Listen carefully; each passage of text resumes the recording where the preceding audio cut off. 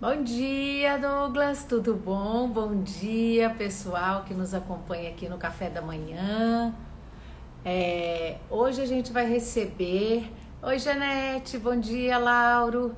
Hoje a gente vai receber um super professor, que é o professor Daniel.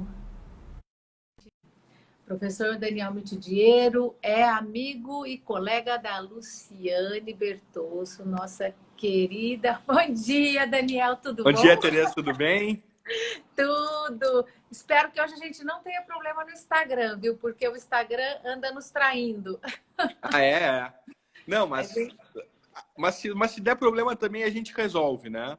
Tá tudo Se der, certo. se der problema, a gente vai marcar outro dia e vamos gravar, entendeu? Porque É hoje eu tô isso aí, tá começando a tudo ficar certo. estressado com com o Instagram. Tá tudo certo. Que bom te ver. Ai, que ótimo, viu? Que bom que você aceitou o nosso convite de estar aqui, ainda mais num momento tão importante agora, que é o momento dos 5 anos do CPC, né? Olha, só apresentando, eu sei que todo mundo conhece o professor Daniel, mas só para dar uma, uma apresentada, o professor Daniel é professor da Faculdade do Rio Grande do Sul, da Federal, eu estava dizendo onde a nossa colega Luciane Bertosso dá aula. E ela está sempre aqui conosco no café da manhã, capaz dela entrar daqui a pouco, né? E também é mestre e doutor desculpa, é pós-doutor pela Faculdade de Pavia, na Itália, né? E doutor pela Federal do Rio Grande do Sul. E também acho que você fez o mestrado e doutorado ali, né, Daniel? Isso.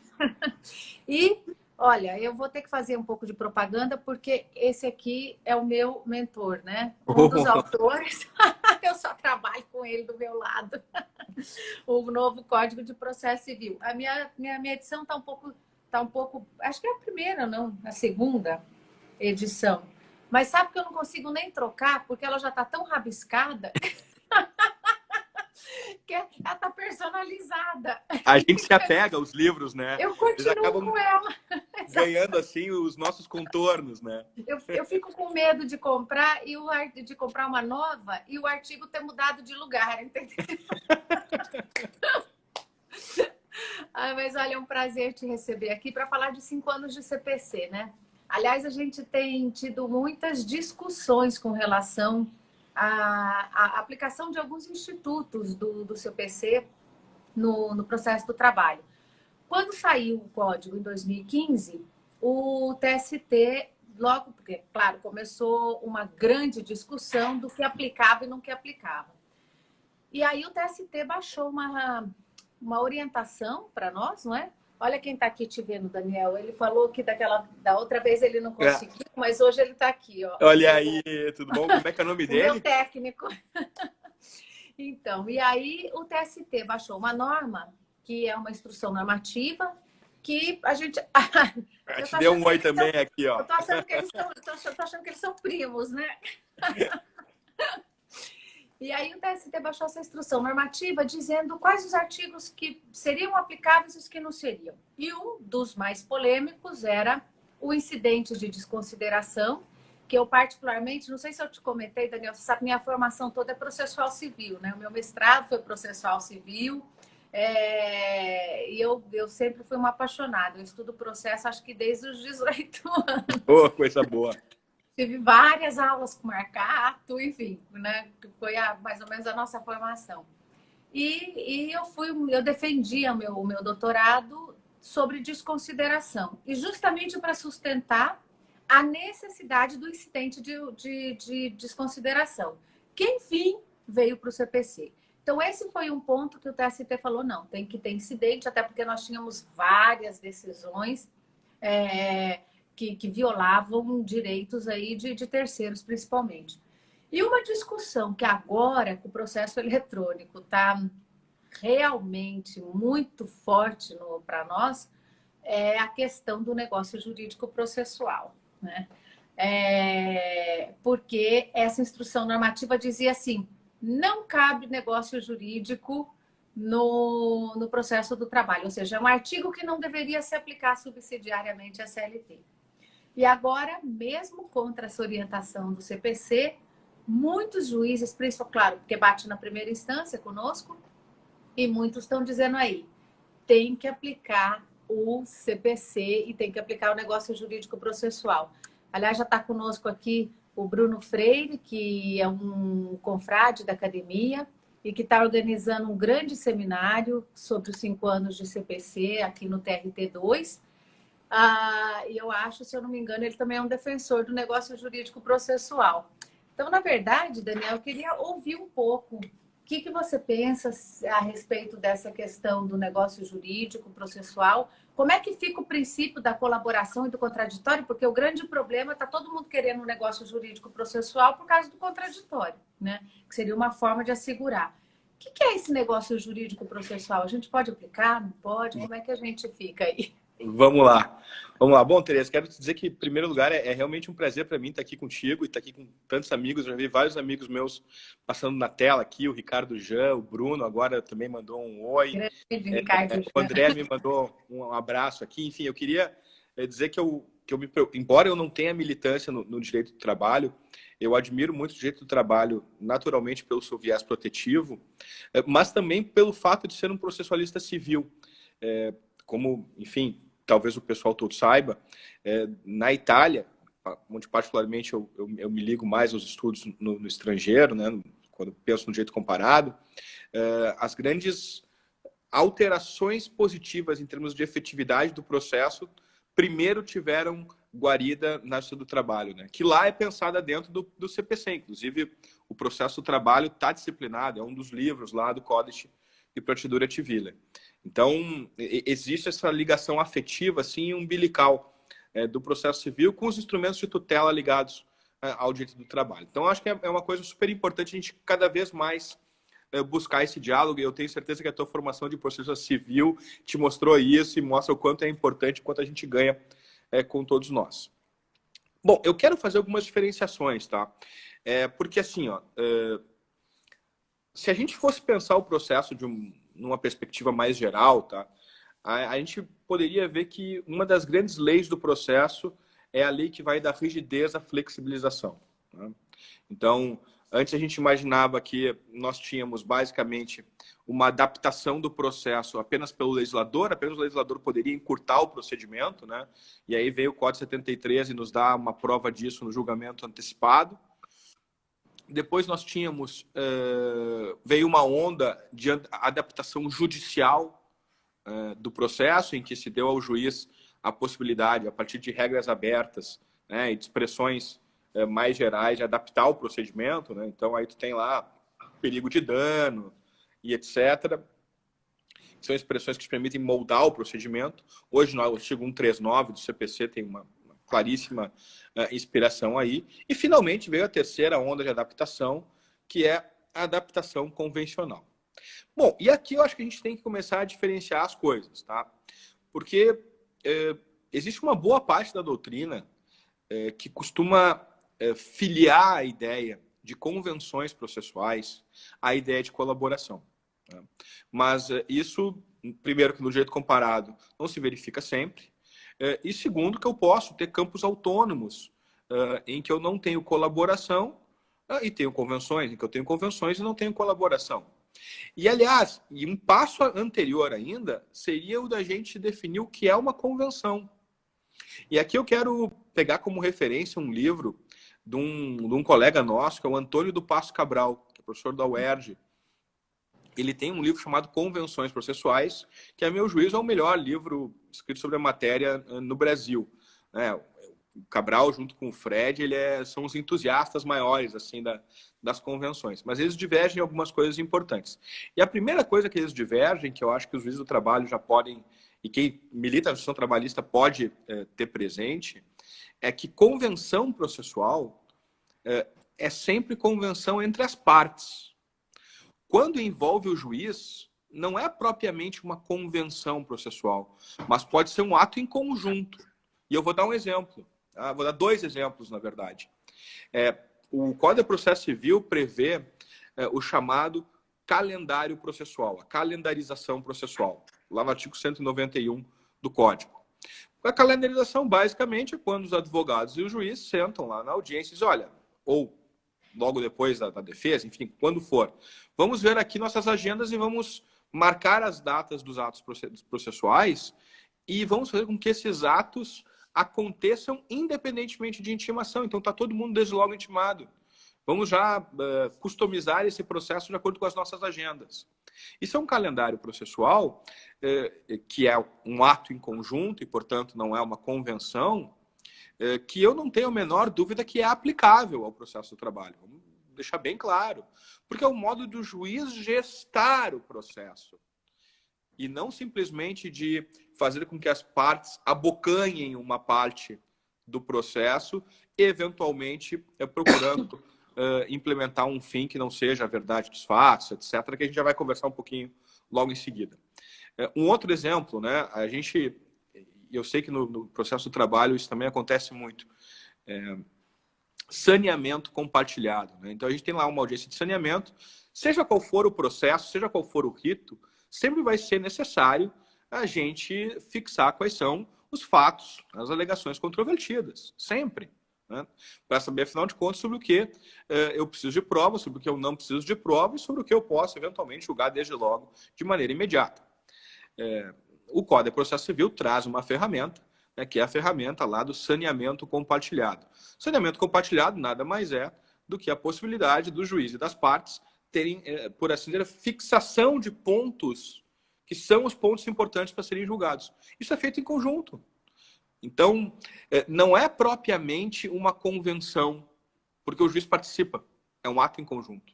Então, esse tipo de ato, em que, na verdade, se manifesta uma ideia de condução do processo em conjunto com as partes, condução do processo pelo juiz em conjunto com as partes, eu não tenho a menor dúvida que cabe no processo do trabalho. Né? E assim, pela literalidade daquela manifestação do TST, poderia até retirar, dizer, olha, uma coisa são negócios processuais, uma coisa são convenções, outras são atos em conjunto. Já vamos começar aqui a limpar, por assim dizer, o terreno. Mas vamos enfrentar propriamente aqui o tema das convenções, tá? E o tema das convenções, naturalmente, acaba incidindo sobre vários aspectos da estruturação do processo. Eu costumo dizer que a gente precisa pensar o tema das convenções, em primeiro lugar, desde a perspectiva da finalidade do processo. Essa é a primeira grande questão que está em jogo. E ao fazer isso, a gente tem que analisar, afinal de contas, quais são as normas fundamentais do processo brasileiro, do processo civil brasileiro, do processo trabalhista brasileiro. O que está, por assim dizer, disciplinando? Qual é a espinha dorsal do nosso processo? Né? Vou dar uma expressão que o professor Carlos Alberto gostava de usar. Bom, eu tenho defendido lá faz bastante tempo, desde a minha tese sobre colaboração, em 2009, lá, 2007, na verdade, faz mais tempo, que a colaboração que é devida no processo é a do juiz para com as partes, e não das partes entre si. Vamos lá. E vamos pegar um antagonista meu aqui, vamos pegar o Fred, tá? Que é um queridíssimo amigo e que eu adoro, e por isso falo abertamente com ele. A gente costuma fazer as lives mais, por assim dizer, combativas, porque a gente se gosta muito e acaba discordando muito. Mas vamos pegar o que ele diz, né? Ele diz, olha, a obrigação acabou, a colaboração nasceu do plano do direito material, a colaboração dos deveres anexos das obrigações, né? Quando eu vejo a obrigação como um processo, enfim. E, naturalmente, a colaboração é uma colaboração entre as partes, né? Porque ambas as partes colaboram visando a obtenção do fim, que é o adimplemento, que é o que todo mundo quer. Muito bem. O grande problema é que no processo eu tenho interesses, muitas vezes, divergentes e não interesses convergentes. Quando eu pactuo um contrato, eu, na verdade, eu quero me pautar por uma ideia do ganha-ganha. Se a gente fez uma obrigação, a gente contraiu uma obrigação aqui, é porque, de certo modo, eu preciso, tu precisa, a gente, enfim, a gente tem interesses convergentes, no mínimo quanto às prestações principais. A gente tem interesses convergentes. E por isso a gente tem deveres de proteção um com o outro. No processo não é assim. No processo, mais das vezes, as partes têm interesses divergentes. E essa é a razão pela qual o processo ele é um ambiente em que o juiz apenas colabora com as partes, e não as partes entre si. E de que modo o juiz colabora com as partes?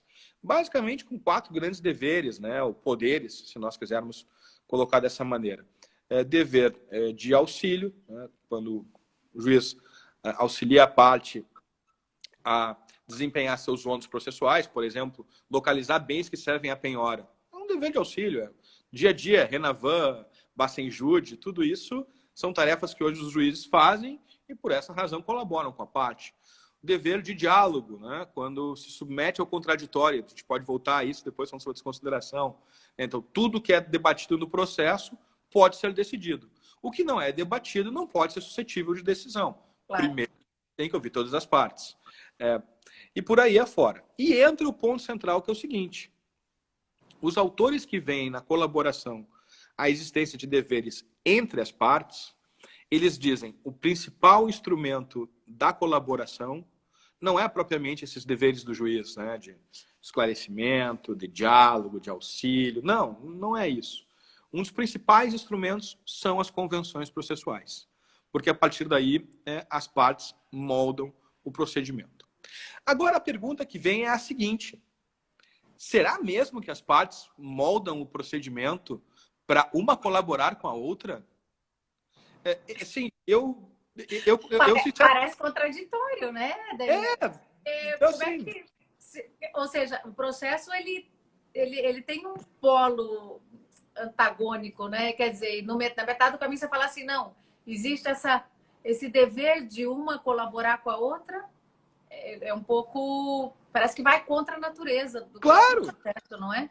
O Bruno está dizendo aqui também, e é o que eu tenho defendido, assim, Tereza, vamos lá, né? Uma coisa é eu dizer o seguinte: eu posso ter convenções processuais porque, por N razões, resolvi alterar, vamos lá, o ônus da prova, alterar prazos processuais, assim, questões laterais, tá? Mas eu não posso imaginar que as pessoas estão fazendo isso num interesse convergente. Alguém está saindo ganhando com isso, né? Esse processo coloca alguém numa situação mais fácil, alguém numa situação mais difícil. Então, sinceramente, eu discordo aqui do pessoal. E aí, a partida, já podemos dar um outro passo. As convenções processuais podem ser aplicadas no processo de trabalho? Olha, eventualmente podem, mas eu acho que a gente não pode confundi-las com o princípio da colaboração. Vamos já agora deixar mais uma coisinha de lado, né? Olha, atos conjuntos não se confundem com convenções. Primeira coisa, as convenções não têm por fundamento a colaboração. Eventualmente, elas constituem um instrumento de adaptação procedimental que é realizado pelas partes a fim de que os interesses, né, de uma das partes, ou eventualmente de ambas, em tentar estrategicamente cada uma delas puxar um pouquinho a brasa para o seu assado, tenham uma vantagem no procedimento. É isso. Bom, e nesse sentido, aí começam a entrar a questão dos limites, né, da autonomia da vontade. E aí, de que modo a autonomia da vontade pode comprometer os fins de justiça do processo? Para eu não ser acusado de ficar usando uma expressão aqui esotérica, né, fins de justiça do processo, é uma expressão que não tem, parece que não tem muito conteúdo, né? Ela é mais retórica, assim, mais performativa.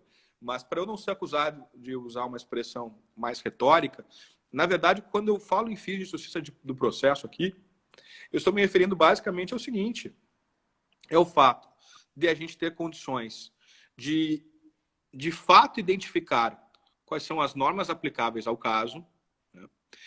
De fato a gente ter condições de recolher um material probatório que promova com maior probabilidade a apuração verdadeira dos fatos, e a partir daí a gente consiga ter tendencialmente uma decisão o mais justa possível, o mais aderente à realidade dos fatos e o mais conforme à coerência e integridade do sistema. Estou me referindo aqui, então, portanto, em justiça em termos normativos e fáticos, para que a gente chegue a um resultado o mais útil possível. Se eu começar a desmontar, por assim dizer, as bases a partir das quais eu vou ter um diálogo sobre normas no processo, né? Limitando, por exemplo, que o juiz tem que julgar de acordo com as normas X, Y e Z o caso. há quem sustente isso no processo civil, não sei se no processo de trabalho. Né? Se eu, por exemplo, limitar que não pode haver convenção processual, que pode haver uma convenção processual limitando determinados meios de prova ou excluindo determinadas provas. Tudo isso eu vou estar incidindo na viabilização da obtenção de uma decisão justa. E, a meu juízo, eu vou estar frustrando um fim essencial do processo, que é prestar tutela ao direito. Então, eu diria, não há uma fórmula pronta para a gente examinar esse tema, mas existem esses critérios, né? Ver bem de que modo eu tenho reconduzido, né, esse tema aos fundamentos mais gerais e procurar percebê-los à luz dos fins de justiça do processo. Acho que é por aí. Eu não sei o que tu acha, Tereza, mas eu acho que a gente poderia desenvolver por aí. Na verdade, tudo isso que você está falando é engraçado, é o que eu utilizo na prática, né? Como minha comarca é Itapecerica da Serra, então, quer dizer, não é um lugar como eu já ouvi várias vezes, dizem que é o fim do mundo. Então, quer dizer, eu sei que é difícil chegar, tem muito advogado que vem do Sul, porque eu estou na BR. Então, essa agenda, por exemplo, é uma coisa que eu já adoto há anos na vara, né? Eu sempre vejo, por exemplo, quando o advogado vai estar para poder aproveitar o tempo dele ali, falando das audiências presenciais, né? E monta uma agenda que ele vá uma vez, que ele não precise ir essa semana, na outra semana ir de novo. Até porque é óbvio que isso tem um custo, né? Tem um custo de tempo, um custo de dinheiro. Para todo mundo é muito ruim. Então, quando o advogado é da região, é mais fácil. Agora, quando o advogado tem que sair, por exemplo, de Porto Alegre para vir para cá, do Rio de Janeiro para vir para cá, não faz sentido eu marcar audiência com ele em diversos dias distintos do mês. Então, muitas vezes a gente, inclusive, liga para o advogado para saber se ele tem audiência na outra vara, inclusive, para poder coordenar as agendas. E é feito de uma forma... E é interessante isso, porque a gente nunca deu nome disso na comarca, entendeu? E sempre funcionou. E muitas vezes nada fica registrado na ata. Mas eu sempre converso com os advogados. Como é que vai ser a prova, né?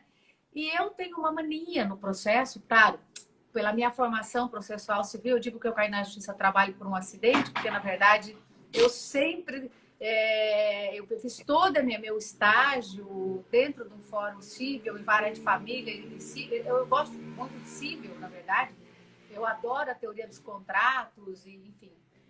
Então, eu sempre saneei processo, que é uma coisa que na justiça do trabalho é muito difícil, né? E eu aí aproveitei a pandemia, achei que a pandemia acabou me beneficiando com isso, porque eu consegui fazer uma coisa que eu sempre quis fazer. Contestação em secretaria, né? O advogado junta a contestação, vem para eu dar uma olhadinha, abre o prazo para réplica, que também é um outro instituto que a gente não tem na CLT. Já vi vários juízes deixando de abrir prazo para réplica porque dizem que isso não tem previsão legal, que me parece um crime, principalmente com a complexidade das situações que a gente tem hoje. E depois o processo vem para sanear. Então, eu tô achando ótimo. Eu tô chegando na audiência com o processo como eu sempre gostei, com tudo fixado. Não, e isso muda tudo, né? Claro, Muda tudo, inclusive, porque... as partes sabem o que fazer, elas já sabem o que tem que provar, como vão provar, já sabem se tem preliminar rejeitada, se não tem. O desenho do processo é outro. Eu vou para a audiência sabendo o que tem que ser provado e ninguém perde tempo e todo mundo sabe o que tem que fazer, não é? E é interessante porque, inclusive, ontem entrou um mandado de segurança, né, outro, né, a respeito dessa decisão. E eu fiquei muito feliz de ver o tribunal rejeitando a liminar. Porque o advogado falava assim, me aplicou uma revelia quando, na verdade, eu devia ter direito à audiência. Desculpa, o processo ele foi citado em abril, o prazo dele morreu em abril, e agora que eu designei uma audiência de instrução, ele resolve entrar com mandado de segurança falando que o meu ato é nulo lá atrás, sabe? Quer dizer, se ele tivesse que se insurgir contra o procedimento, me parece que ele tinha que ter se insurgido já na citação, e não agora. Então, eu sempre apliquei muita coisa do CPC, e eu acho que independentemente do nome que se dê, se é cooperação, se é negócio, se é convenção, seja lá o que for, eu acho que tem que haver essa... E o CPC de 2015, eu acho que foi muito feliz nisso, nessa primeira parte que tem todos os princípios. Eu acho que o processo civil foi muito feliz em estabelecer uma aproximação melhor entre a atividade do juiz e das partes. Porque eu me lembro que lá em 85, 86, eu não estava na faculdade ainda, mas meu avô era advogado, eu sempre fui uma apaixonada pelo direito. Eu ia com ele para os fóruns, para as audiências, e eu via e falava assim, para mim o juiz era uma figura tão distante, mas tão distante que eu não entendia como ele podia se dar conta, às vezes, do que as partes estavam realmente fazendo. E hoje em dia, não. E isso me seduziu muito no processo do trabalho, essa diferença entre a posição do juiz da trabalhista e a posição do juiz do cível. O juiz do cível parecia alguma coisa inatingível, né? E o juiz da trabalhista parecia mais próximo das coisas que se passavam. A dinâmica da audiência trabalhista me encantava. E a dinâmica do cível, muitas vezes, me fazia... E eu tive muita sorte na faculdade de trabalhar com um juiz que tinha exatamente esse perfil do juiz que a gente está vendo hoje. Isso, na década de 90, era um absurdo. Cidade do interior, pequena, você chegar e falar assim, ter o acesso ao juiz, a pessoa poder bater na sala dele e falar assim, doutor, eu quero conversar com o senhor, e ele atender sem marcar hora, nada. Era uma coisa que me encantava. E eu tive a sorte de fazer estágio com ele e com o promotor, que é o Valdo Fázio Júnior também, um grande escritor, tá hoje em dia ainda no Ministério Público, que também tinha o mesmo comportamento, que às vezes conversava com a parte, com o advogado no corredor. Então, é o que a gente está vendo, que parece que é a posição do legislada hoje, e que na época não existia, né, Daniel? Então... é isso aí mesmo. E é engraçado tu dizer isso aí, né, Tereza? Porque tu sabe, sem querer, né, também, mas o meu pai foi juiz, né? E meu pai foi juiz estadual, juiz de direito. E só que meu pai sempre foi de uma família humilde, enfim, foi o primeiro dos irmãos que conseguiu fazer faculdade e tal. E aí ele chegou na magistratura um pouco mais velho.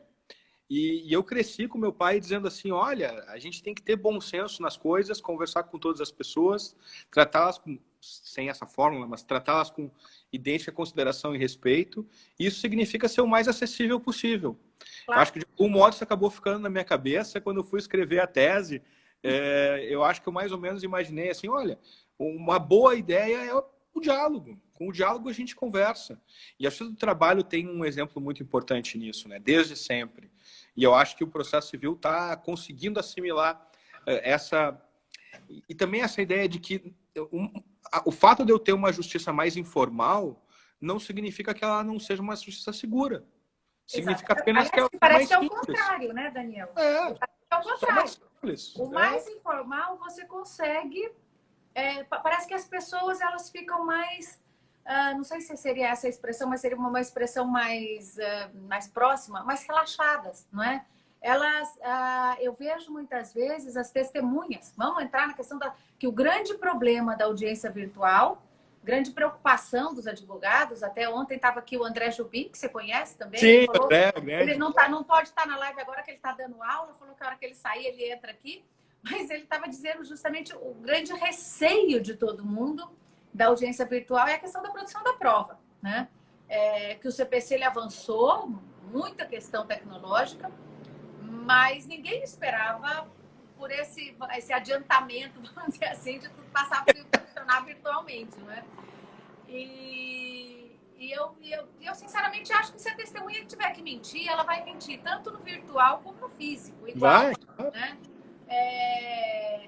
Agora, a testemunha, quando chega e ela vê um ambiente hostil, vamos dizer, ou muito rígido, a tendência dela nem ela mentir, mas o estado psíquico dela fala assim, não existe nada mais penoso do que ir para uma sala de audiência e você está na condição de parte ou de testemunha. Eu acho constrangedor, né? Você está ali e você não sabe... Não é um ambiente natural, vamos dizer assim. Não, é mais ou menos quando a gente vai ao médico, né? Ou quando a gente vai fazer uma cirurgia. Cara, eu vou te dizer o seguinte, Eu, quando vou ao médico, eu me sinto assim tão indefeso, né? É como eu mais ou menos imagino que os clientes, quando vão num julgamento com a gente, né? Ele está lá tranquilo, com aquela, né, tranquilidade, tá a vida do sujeito sendo julgada, e a gente está ali, não, pois é, olhando o celular. É como a gente vai no médico, né? Ai, Exatamente. ai. Então, quer dizer, se você. Às vezes não é nem que a testemunha está mentindo. Ela. Primeiro que tem as percepções diferentes, né? Eu vejo o mesmo fato, eu vejo de uma forma, você vê de outra. Né? E óbvio que isso aí ele vai poder ser assim, tanto no mundo físico como no mundo virtual. A orientação você percebe em qualquer situação. O juiz tem essa sensibilidade de tanto fazer audiência, ele acaba adquirindo essa sensibilidade de se tem alguma coisa estranha no meio ou não, ou no comportamento da parte. Talvez, Daniel, falte para a gente, eu acho que a questão é antecedente, né? Faltam duas coisas para a gente nas faculdades, que eu acho que tinha que ser completamente alterado na grade curricular. A gente tem que saber tecnologia, eu acho que tem que ser uma cadeira na faculdade para aprender como é que se mexe com todos esses sistemas, né? Hoje a gente tem um sistema do CNJ, aí no Rio Grande do Sul, eu sei que vocês usam outro tipo de plataforma, quer dizer, aqui na 15ª região é outra plataforma. Como é que a gente lida com todas essas plataformas que a gente não sabe mexer, não sabe como elas funcionam? Então a gente tem que entender a plataforma para saber se a pessoa está mentindo ou não, né?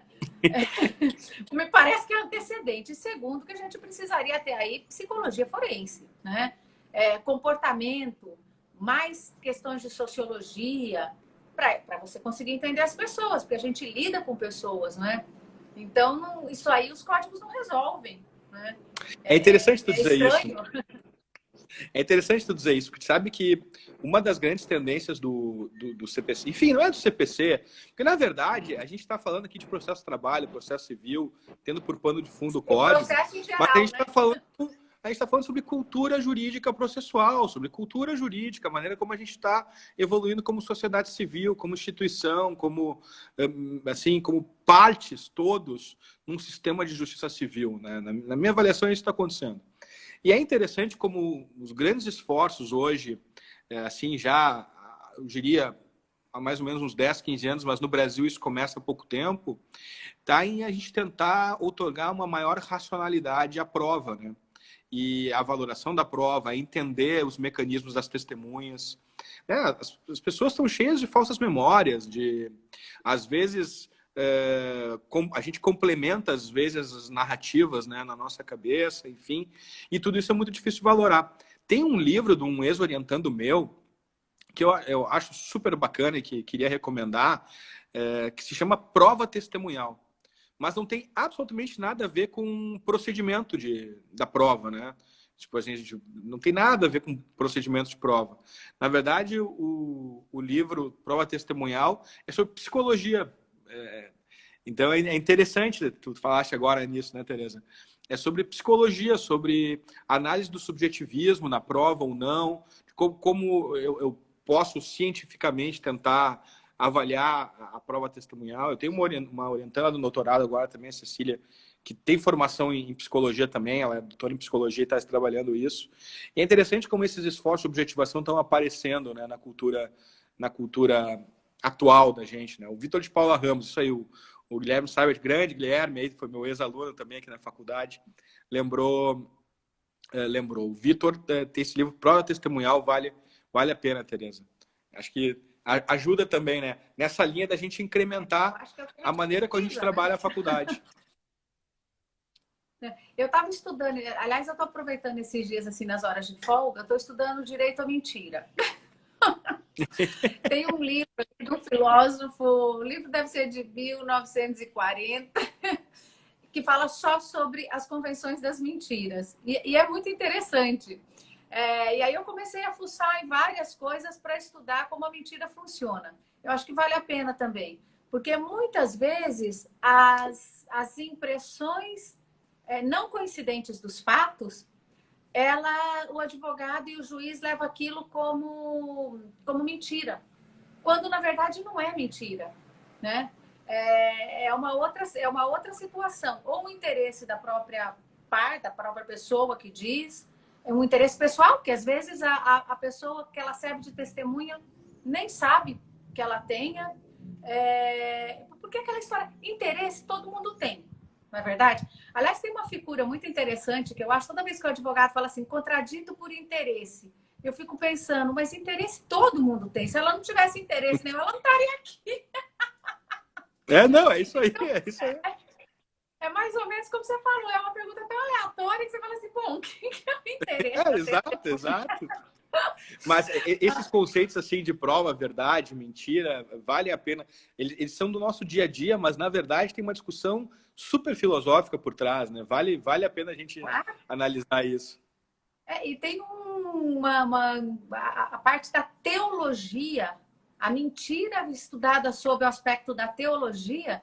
E é interessante porque eu peguei um teólogo espanhol, não me lembro o nome dele, num texto que ele tem, que está na internet, inclusive, e que ele fala das mentiras da Bíblia. Olha só, se a Bíblia tem distorção, como é que eu vou esperar que a coitada da testemunha de Itapecerica, que nunca viu, nunca conversou com uma câmera igual nós estamos falando, não vá ter uma falsa impressão ou não desvirtue algum fato? E aí eu fico... É uma situação que eu também não consigo entender muito bem no processo do trabalho, esse apego à prova testemunhal. É uma coisa muito interessante.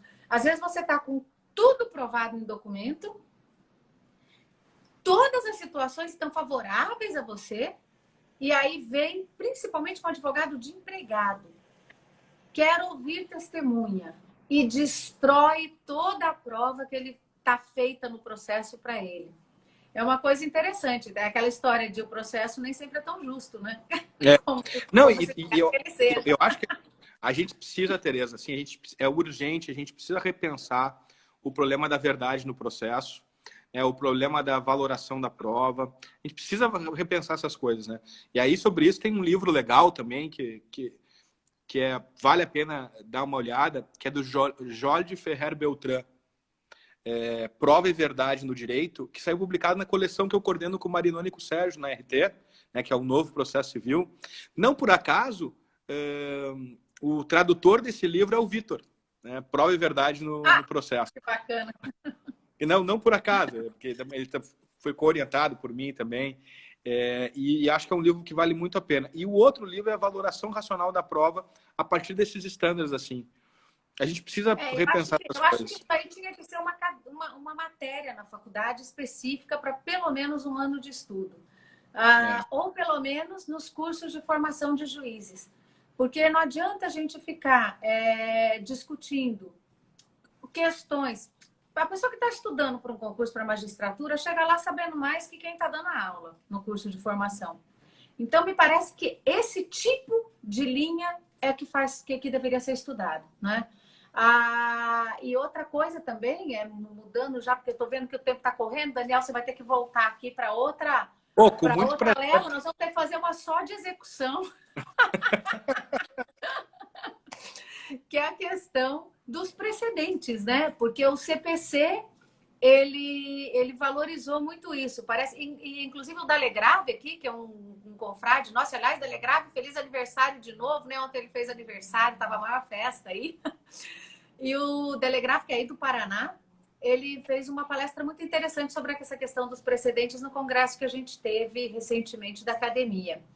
E o que a gente percebe é que cada vez mais os precedentes eles têm uma incidência muito grande sobre todo o julgado, né? Como é que isso funciona assim qual foi a ideia do legislador? Pô, Tereza, tu sabe que esse é um tema que também é um dos temas da minha predileção, assim, porque é um tema que eu venho pesquisando há muito tempo, né? E, assim, esse tema ganhou uma grande expressão no Brasil, assim, em termos gerais, com o Marinoni, em 2010, publica o Precedentes Obrigatórios. Então, portanto, antes do CPC. E o fundamento dele era muito claro e muito convincente. Ele diz, olha, no Brasil a gente tem controle difuso de constitucionalidade. Isso significa basicamente o seguinte, a gente tem potencialmente várias constituições, porque a gente tem controle difuso de constitucionalidade, né? a gente tem muitas Eu acho cláusulas muito abertas. complicado, né, Daniel? Não sei o que você pensa do controle difuso, mas eu, sinceramente, eu acho que tinha que ser assim. Tem divergência ou dúvida, fazer como é o Tribunal de Justiça Europeu. Você tem dúvida a respeito, só que no nosso caso, em âmbito constitucional, você tem dúvida, suspende o processo e manda a questão para o Supremo decidir. Porque é complicadíssimo você levar um processo inteiro, o Supremo demora 10 anos para resolver se uma questão é constitucional ou não, e depois fica aquela. Ah, agora tudo virou inconstitucional da noite para o dia e o seu processo, que muitas vezes, já vi caso de precatório expedido contra a Fazenda Pública, vinha o tribunal e falar é inconstitucional, e aquela pessoa que ficou 15 anos com o processo correndo, aí o juiz chega e fala assim, desculpa, eu não posso te pagar, está tudo anulado, porque, afinal de contas, agora o tribunal falou que é inconstitucional. Olha a Não, segurança jurídica disso. não, mas eu tô de pleno acordo com a tua conclusão. Mas sabe, Teresa, eu sou a favor do controle difuso, mas aí a gente tem que trabalhar para, por exemplo, essa situação absurda que tu mencionaste agora não ocorrer justamente com base na proteção à segurança, porque eu vou chegar lá, tá? Eu não sei quanto tempo a gente tem, tá? Mas a gente pode fazer outra live depois. Mas o negócio é o seguinte... Que nós temos 10 minutos. Você vai ter que em 10 minutos explicar essa segurança. Nós vamos marcar uma só de precedente e controle. Não, mas eu vou falar rapidinho sobre isso. Aqui, ó. Vou chamar o delegado, que a gente faz como gravado e depois a gente disponibiliza. Daí eu vou chamar você e o telegrave. Vai ser um prazer. Então, assim, ó, basicamente é o seguinte. Então, a ideia do controle difuso, a ideia de conceitos gerais, né, de, enfim, boa-fé, função social, melhor interesse, aquelas coisas todas. Aí, eu me dei conta em 2013 que era necessário dar um passo atrás e pensar, afinal de contas, se os precedentes são importantes, é preciso ter cortes supremas. E o que uma Corte Suprema faz? Uma Corte Suprema não pode ser uma corte de controle ou de jurisprudência, é uma corte de interpretação e de precedentes, uma corte que faz a sua agenda e julga menos para julgar melhor. E aí, em 2016, eu resolvi escrever um livro sobre precedentes, assim, só para dar um panorama, em que eu procuro mostrar que a força normativa do precedente não advém do Código de Processo Civil.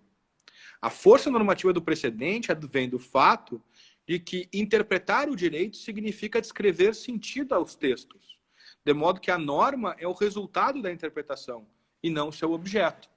Bom, então, esse é o ponto de partida. Então, se isso é verdade, se o que eu estou dizendo é verdade, então a gente tem que perceber que quando o Supremo, depois de 10 anos, né, chega à conclusão que uma determinada lei é inconstitucional, jamais este precedente poderá retroagir sobre a coisa julgada. Jamais. E por que jamais? Por uma razão muito simples. Porque isso viola a garantia da irretroatividade da norma. Então, eu acho que... E esse é um ponto em que o CPC, inclusive, tem uma norma inconstitucional, que é o 525, parágrafo 15, que é uma norma absolutamente inconstitucional, a meu juízo.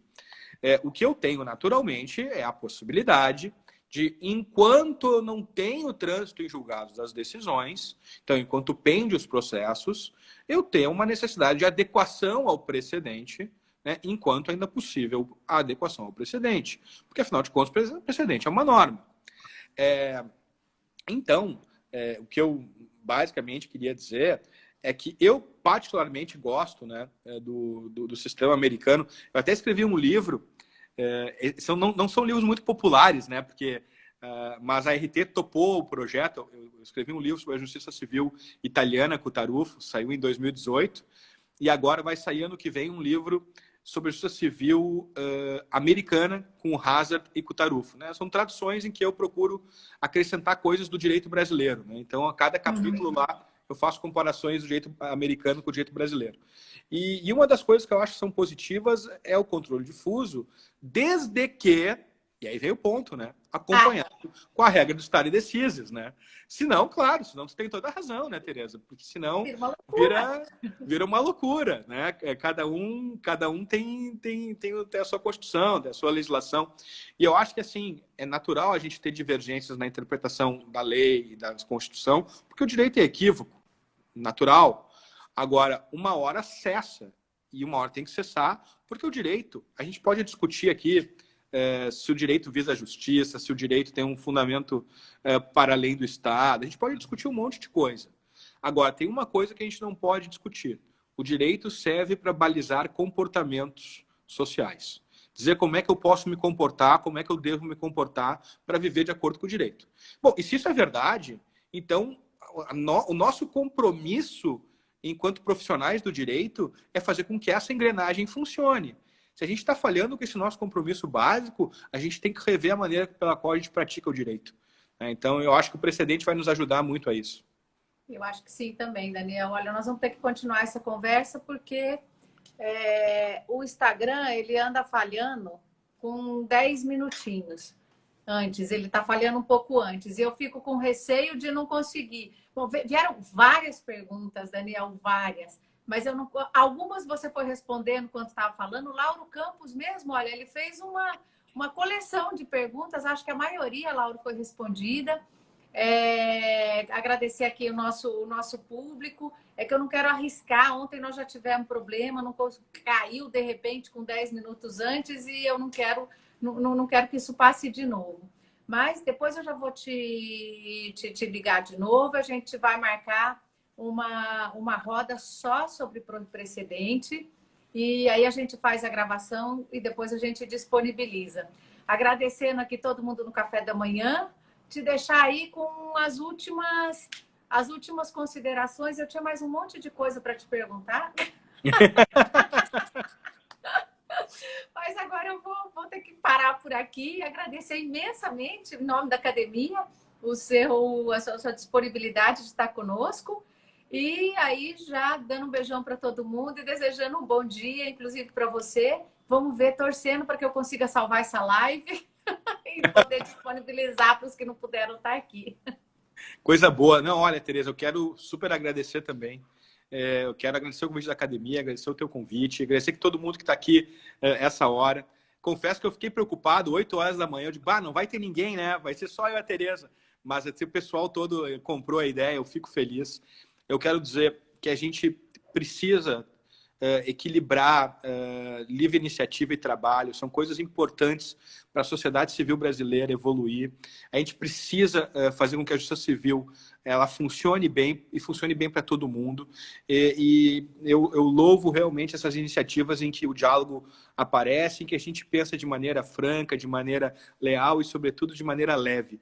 Eu quero desejar um bom dia para todo mundo, um dia muito leve, um dia muito feliz, e especialmente para ti. E já estou à disposição para a próxima. Muito obrigado. Muito obrigada, Daniel. E só aproveitando aqui, convidar, amanhã começa um curso em Córdoba, aí na sua vizinha, vai ser virtual, infelizmente, porque eu queria passar pelos vinhedos de Córdoba, né? Eu sou uma apaixonada por vinho, e com professores aí do mundo todo. O Rodrigo Mendes, que está organizando, ele é espetacular. Inclusive, Daniel, ele está com as portas abertas da faculdade para tudo, viu?